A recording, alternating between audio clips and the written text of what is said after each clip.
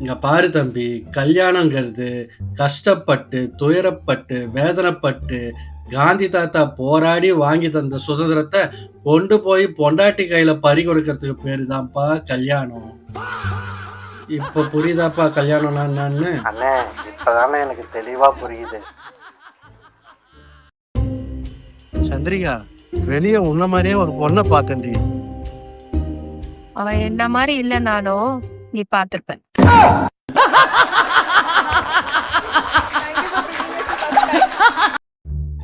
சந்திரிகா, சந்திரிகா, இப்ப எதுக்கு பேய் மாதிரி கத்திட்டு வர?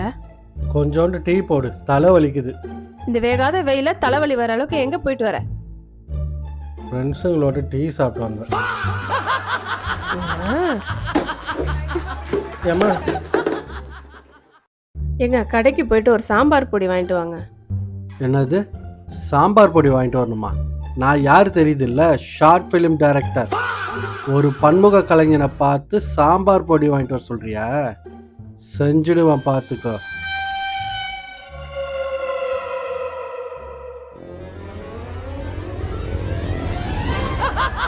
கடைசியில சாம்பார் செய்ய விட்டால.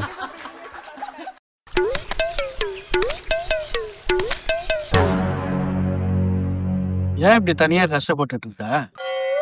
ஏன் வேற யாரும் செட் பண்ணிக்கிட்டியா?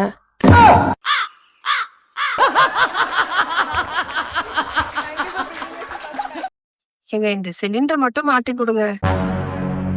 எதுக்கு? அப்புறம் சாம்பார் கெட்டு போச்சு, சாப்பாடு கெட்டு போச்சுன்னு சொல்லுவேன். எனக்கு எதுக்கு மாவு? இல்ல நான் அதெல்லாம் சொல்ல மாட்டேங்க. ப்ளீஸ் மாத்தி கொடுங்க. சரி உருட்டு. உங்க கூட 100 வருஷம். டேய், சிலிண்டர் உருட்ட சொன்னேன்டி. ஓ சிலிண்டரா? சமைக்கவே பிடிக்க மாட்டேங்குது. என்ன பண்ணலாம்? பேசாம ஒரு சண்டைய போட்டுற வேண்டிதான். என்னங்க? ஸ்டாப். டின்னருக்கு என்ன வாங்கணும்? பரோட்டா வாங்கிட்டு வாங்க.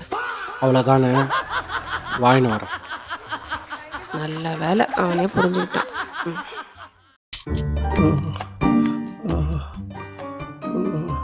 என்னங்க? என்னங்கச்சு? என்ன?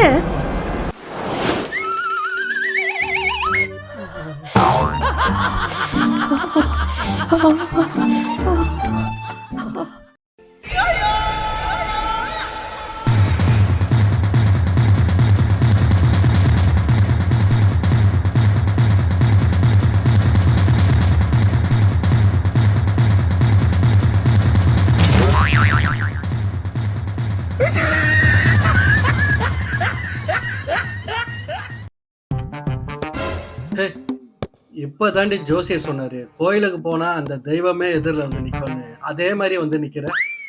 அப்படியா சொன்னாரு? எந்த கோயிலுக்கு போறீங்க? வேற எங்க, சனீஸ்வரன் கோயிலுக்கு தான். வீட்டுக்கு வா, உப்மால விஷத்தை வைக்கிறேன்.